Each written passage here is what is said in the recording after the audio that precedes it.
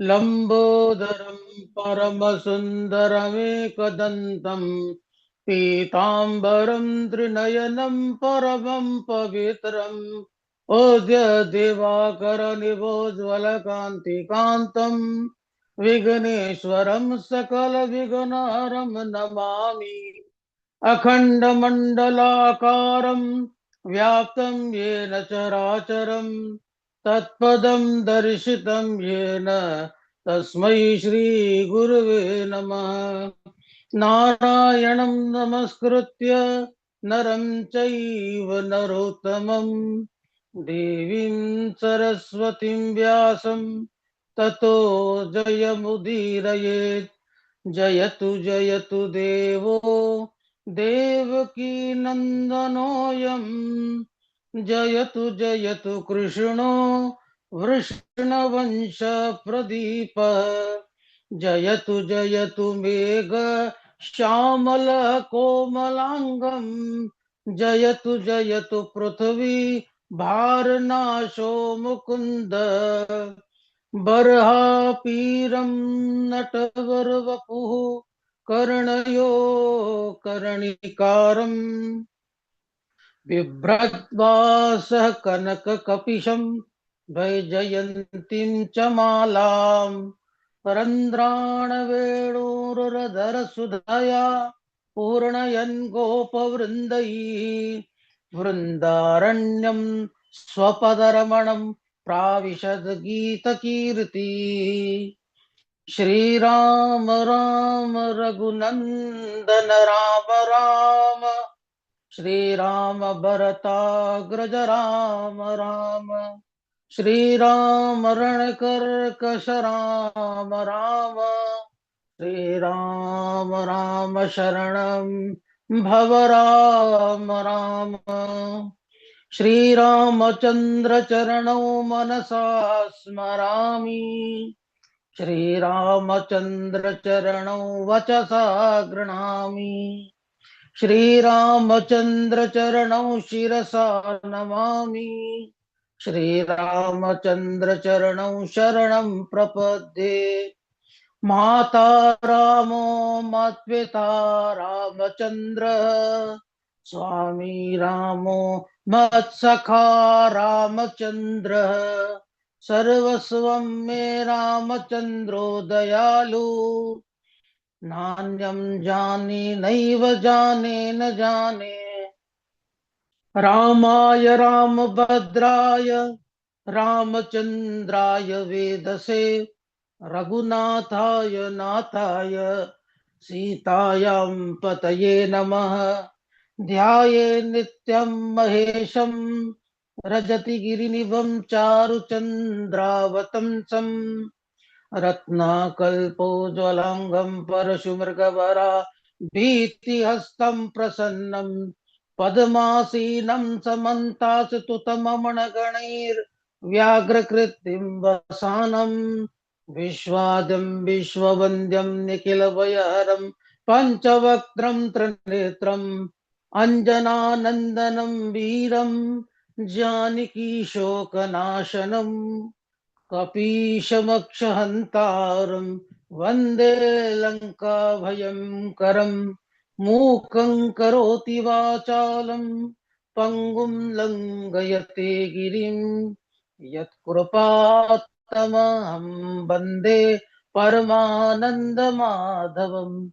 भक्त भक्ति भगवंत गुरु चतुर्नाम वपु एक इनके पद वंदन किए नासत विघ्न अनेक। बोले वृंदावन बिहारी लाल की जय। श्रीमद् भागवत महापुराण की जय। श्री सुखदेव जी भगवान की जय।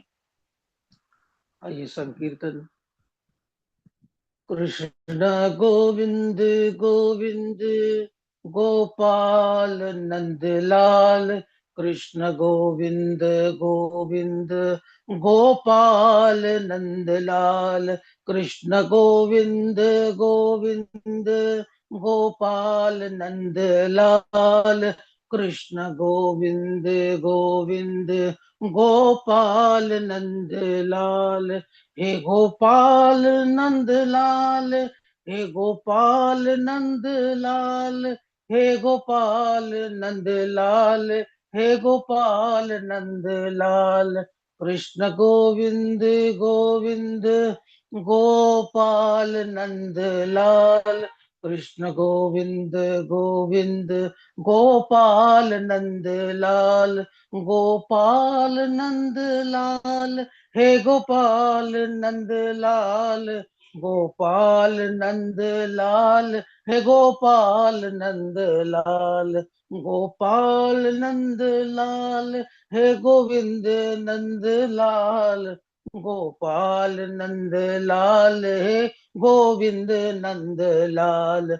कृष्ण गोविंद गोविंद गोपाल नंद लाल, कृष्ण गोविंद गोविंद गोपाल नंद लाल, कृष्ण गोविंद गोविंद गोपाल नंद लाल, कृष्ण गोविंद गोविंद गोपाल नंद लाल। हे गोपाल नंद लाल, हे गोविंद नंद लाल, हे गोपाल नंद लाल, हे गोविंद नंद लाल, हे गोविंद नंद लाल, हे गोपाल नंद लाल। कृष्ण गोविंद गोविंद गोपाल नंद लाल, कृष्ण गोविंद गोविंद गोपाल नंद लाल। बोले कृष्णचंद्र भगवान की जय। अनंत कोटि ब्रह्मांड नायक अचिंत्य कल्याण गुणगण निधान सर्वेश्वर अखिलेश्वर परमेश्वर अनंत कोटि कंदर्प दलन जटियान निर्गुण निराकार सगुण साकार जगदैक बंधु करुणैक सिंधु नंदनंदन यशोदा नंदन ब्रज नंदन तथा उनकी औलादनी शक्ति राधा रमण बाधा हरण सरकार किशोरी जी के युगल चरणार बिंदों में दास का बारंबार प्रणाम। समुपस्थित भगवत भक्त भागवत कथा अनुरागी भक्तिमय मातृ शक्ति भगनी बांधवों, आप सभी के भीतर उस परमात्मा को प्रणाम करते हुए सिया राम मैं सब जग जानी करऊं प्रणाम जोर जुग पानी। अपने आध्यात्म गुरु को प्रणाम करते, पिता को प्रणाम करते, अपने भागवत गुरु को प्रणाम करते हुए आरंभ करते हैं आज के प्रसंग में।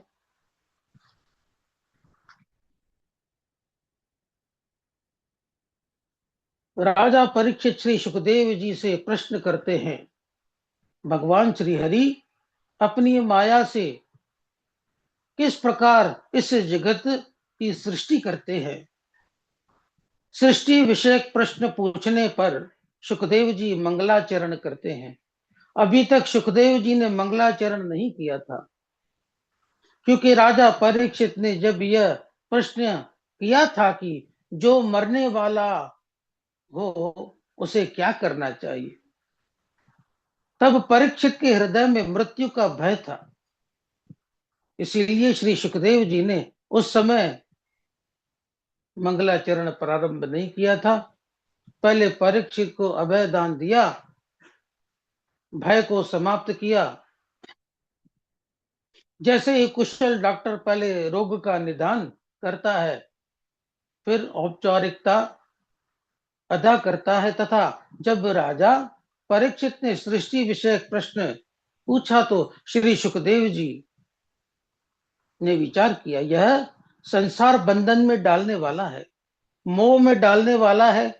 कहीं मैं इसका वर्णन करके मैं स्वयं इसमें फंस न जाऊं, इसलिए भगवान का स्मरण किया।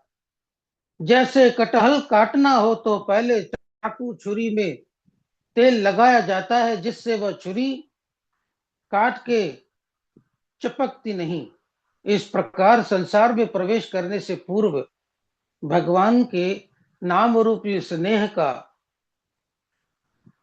स्निग्धता को धारण कर लेना चाहिए। तब श्री सुखदेव जी ने मंगलाचरण करते, नमः परस्मै पुरुषाय भूयसे सदुद्भवस्थान निरोध लीलया गृहीत शक्ति त्रितयाय देहिना मन्तर्भवायानुपलक्ष्य वर्त्मने यत्कीर्तनं यत्स्मरणं यदीक्षणं यद्वन्दनं यच्छ्रवणं यदर्हणं लोकस्य सत्यो विघ्नोति कल्मषं तस्मै सुभद्रा श्रवसे नमो नमः। मैं उन परम पुरुष भगवान को नमस्कार करता हूं जो इस जगत की उत्पत्ति, पालन और संहार की लीला के लिए ब्रह्म, विष्णु और शिव के इन तीनों रूपों को धारण करते, जो समस्त प्राणियों के अंतर यामी रूप विराजमान है। जिन भगवान श्री हरि का कीर्तन, स्मरण, वंदन, श्रवण और पूजन प्राणियों के कल्मश पापों को शीघ्र नष्ट कर देता है, उन पवित्र कीर्ति वाले भगवान को मैं बारंबार प्रणाम करता हूं। परीक्षित ने जो प्रश्न तुमने मुझसे पूछा है, वही प्रश्न देवर्षि नारद ने अपने पिता ब्रह्मा जी से पूछा था। एक बार देवर्षि नारद ने पिता ब्रह्म देव जी से पूछा कि पिताजी, आप किसका ध्यान करते हो? तो पिता ब्रह्मा जी ने नारद जी को कहा, इस संपूर्ण सृष्टि की रचना, नारद जी पहले कहते हैं, इस सृष्टि की संपूर्ण रचना आपने की, आप किसके ध्यान में मग्न हैं? तब ब्रह्मा जी कहते हैं, बेटा नारद, इस जगत का कारण मैं नहीं, भगवान नारायण है, मैं उन्हीं का ध्यान करता हूं। सूर्य, चंद्रमा, ग्रह, नक्षत्र, तारे भी उनके ही प्रकाश से प्रकाशवान है, मैं उन्हीं का ध्यान करता हूं। नारायण परा वेदा देवा नारायणांगजा नारायण परालोक नारायण परामखः नारायण परो योगो नारायण परम तपः नारायणं परम ज्ञानम नारायणं परागति। वेद, देवता, लोक, यज्ञ, योग, तपस्या, ज्ञान और गति, सबका पर्यावसान भगवान नारायण में ही है।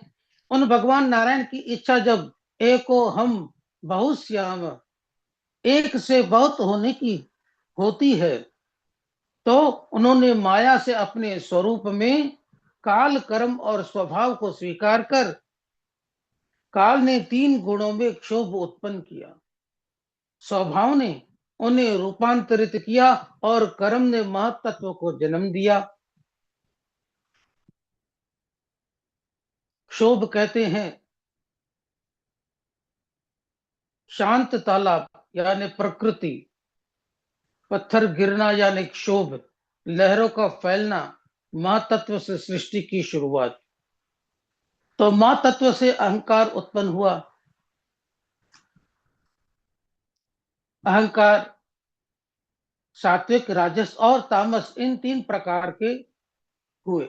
तामस अहंकार से पंच महाभूत पृथ्वी, तेज, जल, वायु, आकाश और 5 तन मात्रा, शब्द, स्पर्श, रूप, रस, गंध की उत्पत्ति हुई। सात्विक अहंकार से मन और इंद्रियों के देवता उत्पन्न हुए। राजस अहंकार को 5 ज्ञान इंद्रिया, वाक, पाणी, पाद, पायु और उपस्थान, शक्ति प्रदान करने वाली बुद्धि और क्रिया शक्ति प्रदान प्राण उत्पन्न हुए। इन सबने मिलकर ब्रह्मांड की रचना की। यह ब्रह्म निर्जीव रूप में जल में पड़ा हुआ था। 1000 वर्षों के पश्चात भगवान ने इसमें चेतना प्रदान की और इसे फोड़कर विराट पुरुष निकले, जिनके हजारों सिर, हजारों हाथ पांव थे और हजारों मुख थे। इसी विराट पुरुष की नाभि कमल से मेरी उत्पत्ति हुई। न भारती में गमृषोपलक्ष्यते न वै क्वचिन में मनसो मृषा गति न मे ऋषिकाणि पतन्त्य सतपथो यन्मे हृदयोत्कण्ठवता धृतो हरिः। नारद, मैं उन्हीं भगवान नारायण के ध्यान में मग्न रहता हूँ, जिसके कारण मेरी वाणी कभी असत्य भाषण नहीं करती, मेरा मन कभी असत्य संकल्प नहीं करता, और मेरी इंद्रियां कभी कुमार्ग में नहीं जाती।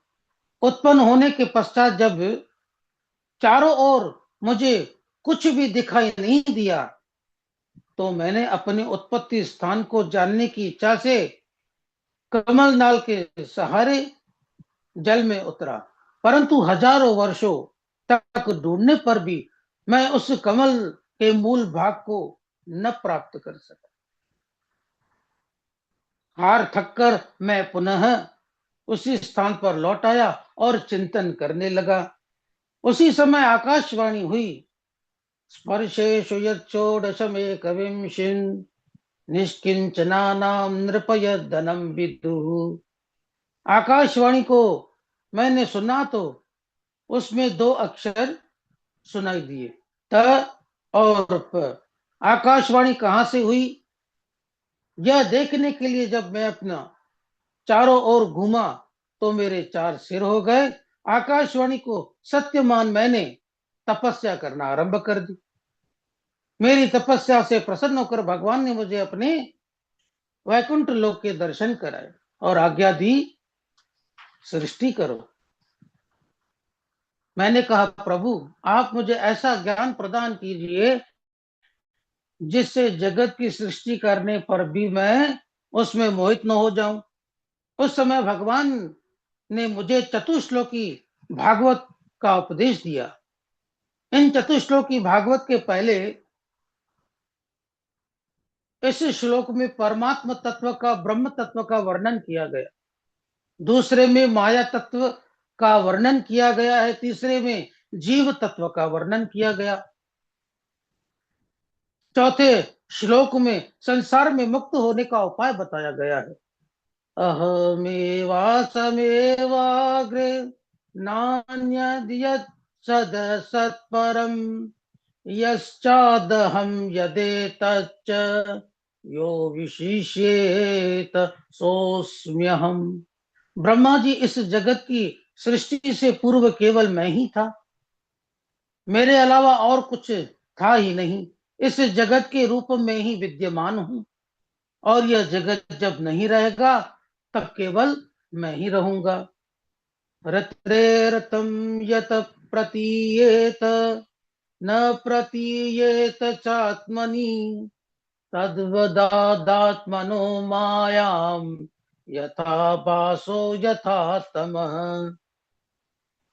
वास्तविक वस्तु उस परमात्मा को छोड़कर जिसकी प्रतीति होती है, उस आत्म तत्व परमात्मा की प्रतीति नहीं होती, उसे माया कहते हैं। जैसे आकाश में चंद्रमा एक है, परंतु आंखों के सामने उंगली रखने पर दो प्रतीत होते हैं, और आकाश में तारों के मध्य राहु नामक ग्रह विद्यमान है, परंतु वे दिखाई नहीं देता।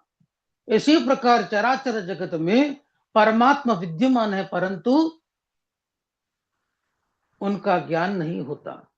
यथा महन्ति भूतानि भूतेषु चावचेष्वनु प्रविष्टान् प्रविष्टानि तथा तेषु न तेष्वहम्। जैसे प्राणियों के छोटे बड़े शरीर में आकाश आदि पंच महाभूत प्रविष्ट होते हैं और पहले से ही विद्यमान रहने के कारण प्रविष्ट नहीं भी होते, ऐसे ही ब्रह्मा जी प्राणियों के शरीर में आत्म रूप में ही सदा प्रविष्ट हूं, और मैं अतिरिक्त कोई दूसरी वस्तु ही नहीं, इसीलिए मैं उनमें प्रविष्ट नहीं हूं। एतावदेव जिज्ञासं तत्व जिज्ञासुनात्मनः अनव्यतिरेकेण यत् स्यात् सर्वत्र सर्वदा। यह ब्रह्म नहीं, यह ब्रह्म नहीं, इस प्रकार निषेध की पद्धति से, अथवा यह ब्रह्म है, यह ब्रह्म है, इस प्रकार अनव्य की पद्धति से यही सिद्ध होता है कि सर्वदा सब जगह वह ब्रह्म विद्यमान है। जो परमात्म तत्व को जानना चाहते हैं उन्हें केवल इतना ही जानने की आवश्यकता है, ब्रह्मा जी तुम इस ज्ञान में निष्ठ हो जाओ, जिससे कल्प कल्पांतरों में भी सृष्टि करते हुए तुम सृष्टि में मोहित नहीं होगी। इसी प्रकार उपदेश देकर भगवान नारायण अंतर ध्यान हो गए। परीक्षित श्रीमद् भागवत में 10 लक्षणों का वर्णन किया गया है। अत्र सर्गो विसर्गस्य स्थानम पोषणमूतयः मन्वन्तरेशानुकथा निरोधः मुक्तिराश्रयः। यह 10 लक्षणों वाले श्रीमद् भागवत में तृतीय स्कंद को सर्ग कहते हैं। इसमें सूक्ष्म सृष्टि का वर्णन किया गया है। चतुर्थ स्कंद को विसर्ग कहते हैं। ब्रह्मा जी से लेकर चराचर जगत की सृष्टि विसर्ग है। इस प्रकार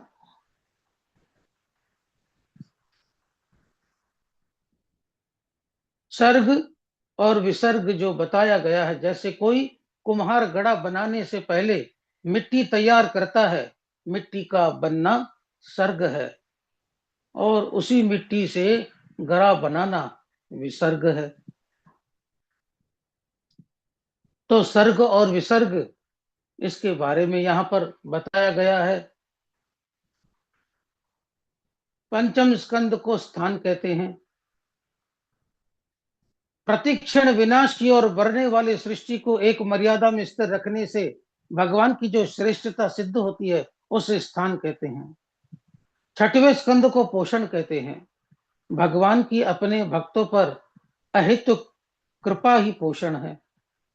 सातवें स्कंद को ऊति कहते हैं। जीवों की वे वासनाएं जो उन्हें कर्म बंधन में डाल देती हैं उन्हें ऊति कहते हैं। आठवें स्कंद को मनवंतर कहते हैं। मनवंतर के अधिपति जो मनु राजा पालन रूप सुधर्म का अनुष्ठान करने वाले, उसे मनवंतर कहते हैं। नवम स्कंद को ईशानु कथा कहते हैं। भगवान और भगवान के भक्तों की विविध आख्यानों को ईशानु कथा कहा गया है। दशम स्कंद निरोध है। जब भगवान योग निद्रा का आश्रय ले शयन करना चाहते हैं उस समय जीव अपनी उपाधियों के साथ प्रभु में लीन हो जाता है, वही निरोध है। एकादश स्कंद को मुक्ति कहते हैं। मुक्ति हित्वा ज्ञात रूपम स्वरूपेण व्यवस्थित, अनात्म भाव का परित्याग और अपने वास्तविक स्वरूप परमात्मा में स्थित होना ही मुक्ति है। और द्वादश स्कंद को आश्रय कहते हैं। इस जगत की उत्पत्ति और प्रलय जिस तत्व से प्रकाशित होती है वह परब्रह्म ही सबका आश्रय है। परीक्षित, इन 10 लक्षणों से युक्त श्रीमद् भागवत महापुराण को ब्रह्मा जी ने नारद जी को सुनाया और उसे भी अब मैं तुम्हें सुना रहा हूं। तृतीय स्कंद को सर्ग कहते हैं। भूत, पंच महाभूत, तन मात्राएं और इंद्रिय आदि सूक्ष्म सृष्टि को सर्ग कहते हैं। राजा परीक्षित श्री सुखदेव जी से पूछते हैं, गुरुदेव, विदुर जी का मैत्री जी के साथ समागम कहाँ हुआ था और किस कारण से हुआ था, और क्या उनके मध्य में वार्ता हुई? तब श्री सुखदेव जी कहते हैं, यदा तु राजा स्वसुतान साधून उषन्न धर्मेण विनष्टदृष्टि भ्रातुर्यविष्टस्य सुतान् विबन्धून् प्रवेशलाक्ष्य भवने ददाह।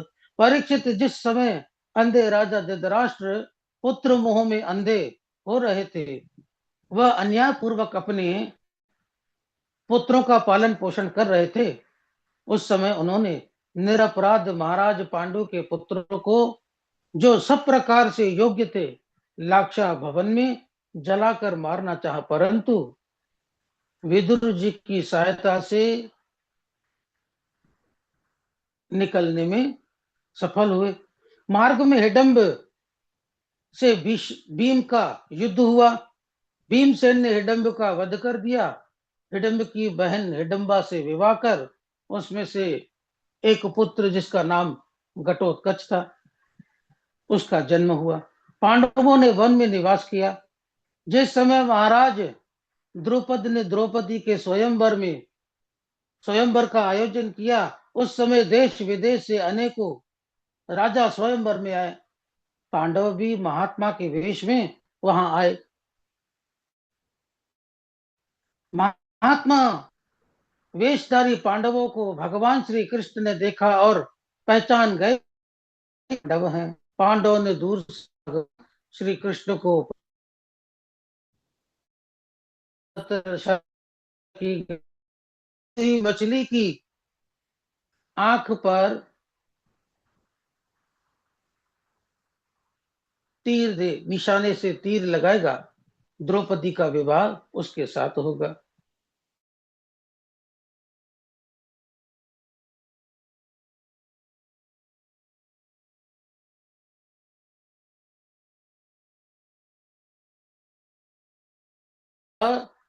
उसमें प्रत्यंचा नहीं चढ़ा पाया। कर्ण ने धनुष भी उठा लिया, प्रत्यंचा भी चढ़ा ली। वह मत्स्य भेद भी कर सकता था, परंतु भगवान श्री कृष्ण ने द्रौपदी को इशारा किया। द्रौपदी ने कहा, मैं राजकुमारी हूं, किसी सूत पुत्र से विवाह नहीं करूंगी। इससे अपमानित होकर कर्ण सभा को छोड़कर बाहर निकल गया। तब दुर्योधन ने कर्ण को अपना अंग देश प्रदान कर उसे अपना मित्र बना दिया। जब किसी से भी मत्स्य भेद नहीं हुआ, तब महाराज युधिष्ठिर की आज्ञा से अर्जुन मत्स्य भेद करने आए। प्रभु ही प्रणाम मन ही मन कीना, मन ही मन भगवान श्री कृष्ण को प्रणाम किया। अर्जुन ने बाएं हाथ से धनुष उठाया, उसमें प्रत्यंचा चढ़ाई और तेल में मत्स्य की परछाई देखकर एक ही क्षण में मत्स्य भेद कर दिया। चारों ओर जय जयकार होने लगे। भगवान श्री कृष्ण ने द्रौपदी को बताया, यह गांडीवधारी अर्जुन है। द्रौपदी ने वरमाला अर्जुन के गले में डाल दी। पांडव द्रौपदी को लेकर माता कुंती के पास आए। द्वार के बाहर से आवाज लगाई, हम भिक्षा ले आए हैं। माता कुंती ने कहा, सभी भाई आपस में बांट लो। इससे द्रौपदी के 5 पति हुए।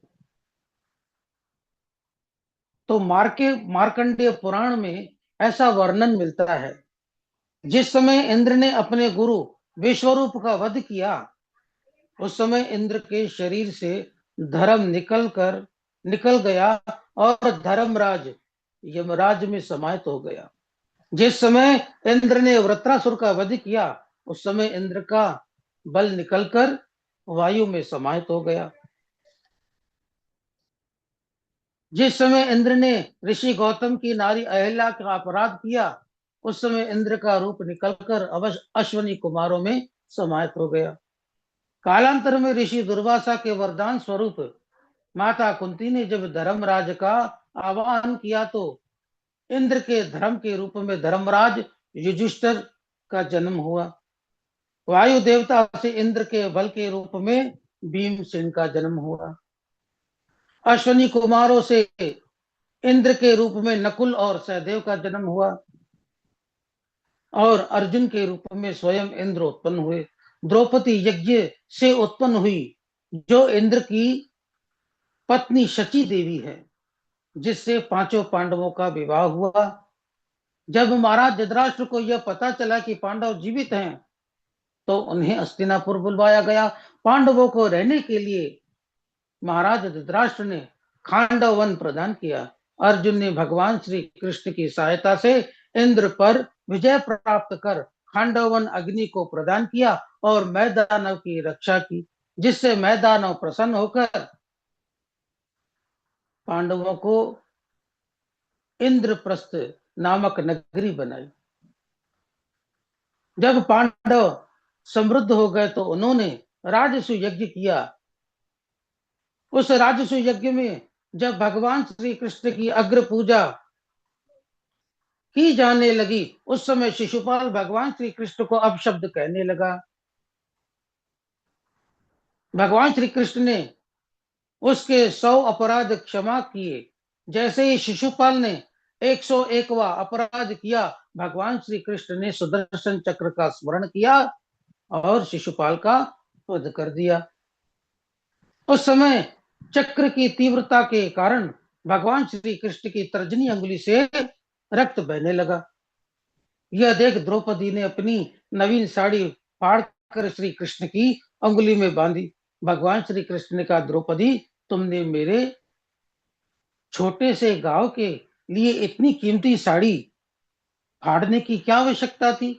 द्रौपदी ने कहा, सुनो प्यारे भाई घनश्याम, आपके आवे जो काम, चीर दूं मैं नसों को, यह तो रेशम के धागे हैं। धागे भी पुराने, इन्हें हम माने क्या, यह दुल्हा दुल्हन के जोड़े और बाने हैं। फिर मैंने कब फाड़ा है चीर, सुनते ही पीर मेरा चीर छोड़ भागे हैं। वे धागे हैं अभागे, जो ना लागे काटी उंगली पर, जो लागे काटी उंगली पर, भाग्य उनके ही जागे हैं। भगवान श्री कृष्ण ने कहा, द्रौपदी, तुमने मुझे ऋणी बना लिया। यज्ञ निर्विघ्न संपन्न हुआ। यज्ञ की पूर्णाहुति के पश्चात दुर्योधन आदि इंद्रप्रस्थ नगरी की शोभा देखने निकले। जिस स्थान पर स्थल था, वहां दुर्योधन को जल का भ्रम हुआ, जिससे वो धोती उठाकर चलने लगा, और जिस स्थान पर जल था वहां उसे स्थल समझा और धड़ाम से गिर गया पानी में। उसके वस्त्र भीग गए। यह देखकर द्रौपदी को जोर से हंसी आई, जिससे अपमानित महसूस कर दुर्योधन हस्तिनापुर लौट आया। उसने पांडवों को दूत क्रीड़ा का आमंत्रण दिया भेजा। पांडव जब जुआ खेलने आए तो शकुनी के छल भरे पासों से पांडव अपना राजकोष और बल सब कुछ हार गए, यहां तक कि स्वयं भी दास बन गए। दुर्योधन ने कहा, एक और चाल हो जाए, अब की बार द्रौपदी को दांव में लगा दो। यदि जीत तुम्हारी हुई तो जो कुछ भी हारे हो वह सब वापस मिल जाएगा। महाराज, धृतराष्ट्र ने संसार को यह दिखाया कि जुआ खेलने वालों की क्या गति होती है। द्रौपदी को दांव पे लगा दिया। इस बार पांडवों ने, और इस बार भी कौरवों की विजय हुई। दुर्योधन ने दुशासन को आज्ञा दी, जाओ, द्रौपदी के केश पकड़कर घसीटते हुए इस सभा में ले आओ। दुशासन ने द्रौपदी ने बहुत अनुनय विनय किया, परंतु दुशासन एक नहीं माना। घसीटते हुए द्रौपदी को सभा में ले आया। दुर्योधन ने आज्ञा दी, द्रौपदी को मेरी जंगा पर बिठा दो। यह सुनकर भीमसेन को क्रोध आ गया। उसने कहा, दुर्योधन, जिस जंगा पर तू द्रौपदी को बिठाने के लिए कह रहा है, उस जंगा को मैं अपनी प्रचंड गदा से विदीर्ण कर दूंगा। दुर्योधन बोला, दास को ऊंचे स्वर में नहीं बोलना चाहिए। दुर्योधन ने दुशासन को आज्ञा दी, द्रौपदी को भरी सभा में निर्वस्त्र कर दो। दुशासन द्रौपदी की साड़ी खींचने लगा। द्रौपदी ने सभा में बैठे हुए सभी से सहायता मांगी, पर जब कोई सहायता के लिए नहीं आया तो द्रौपदी ने गोविंद का स्मरण किया। उसी समय भगवान श्री कृष्ण वस्त्रावतार धारण कर प्रकट हो गए। बोले, वस्त्रावतार भगवान की जय। दुशासन साड़ी खींचता जा रहा था, परंतु साड़ी की समाप्त होने का नाम नहीं ले रही थी। दुशासन सोचने लगा, साड़ी बीच नारी है कि नारी बीच साड़ी है, कि साड़ी की ही नारी है कि नारी की ही साड़ी है, कि साड़ी की ही नारी है कि नारी की ही साड़ी है। कहाँ करे बैरी प्रबल जो सहाय यदुवीर, 10,000 गज बल थक्यो घट्यो न 10 गज चीर। भक्त कवि श्री सुकिशोर जी कहते हैं, सोनेरी मैंने निर्बल के बलवान, सोनेरी मैंने निर्बल के बलराम। दुशासन की भुजा थकित भई वसन रूप बह श्याम, दुशासन की भुजा थकित भई वसन रूप बह श्याम, सुनेरी मैंने निर्बल के बलराम, सोनेरी मैंने निर्बल के बलराम। अपबल तपबल और बाहुबल चौथे हैं बलदाम, सुकिशोर कृपा ते सब बल हारे को हरि नाम, सुकिशोर कृपा ते सब बल हारे को हरि नाम, सोनेरी मैंने निर्बल के बलराम, सोनेरी मैंने निर्बल के बलराम। भगवान श्री कृष्ण ने भरी सभा में द्रौपदी की लज्जा की रक्षा की। द्रौपदी कौरवों को श्राप देने लगी। उस समय माता गांधारी आई, द्रौपदी को श्राप देने से रोका। पांडवों ने 12 वर्ष का वनवास और 1 वर्ष का अज्ञातवास स्वीकार किया। वन में जहां तहां रहकर अनेकों कष्टों को सहकर पांडवों ने 12 वर्ष व्यतीत किए। अज्ञातवास के समय पांडव वेश बदलकर महाराज विराट के यहाँ आए। वहां धर्मराज युधिष्ठिर महाराज विराट के सलाहकार बने, भीमसेन रसोइये बने और अर्जुन उर्वशी के जो श्राप था 1 वर्ष ब्रहण लीला के रूप में उत्तरा को नृत्य गान सिखाने लगे और नकुल और सहदेव अस्तबल में गोरों की सेवा करते। जब अज्ञातवास का 1 वर्ष समाप्त होने वाला था, उस समय कीचक की दृष्टि द्रौपदी पर पड़ी। द्रौपदी ने यह बात भीम को बताई। भीम ने द्रौपदी के माध्यम से कीचक को एकांत में बुलवाया और उसका वध कर दिया। कीचक की मृत्यु का समाचार जब दुर्योधन ने सुना तो कहने लगा कि कीचक जैसे बलवान की मारने की सामर्थ्य भीम के अलावा और कौन कर सकता है। तो दुर्योधन ने सोचा कि पांडवों ने महाराज विराट के यहाँ शरण ले रखी है। उसी समय अपनी सेना को दुर्योधन ने तैयार किया और सीधा विराट नगरी पर आक्रमण कर दिया। उस समय महाराज विराट किसी काम से गए हुए थे। उनके पुत्र उत्तर थे, उनको युद्ध के लिए तैयार किया। परंतु जैसे ही उत्तर ने देखा कि कौरवों के पक्ष में इतने महारथी अतिरथी थे तो डर कर भागने लगे। तब अर्जुन ने बताया कि मैं कौन हूं, अपना परिचय दिया कि मैं गांडीवधारी हूं, अर्जुन हूं। यह बताते ही उत्तर को सारथी बनाकर और खुद अर्जुन सब कौरवों से अकेले युद्ध कर लिया।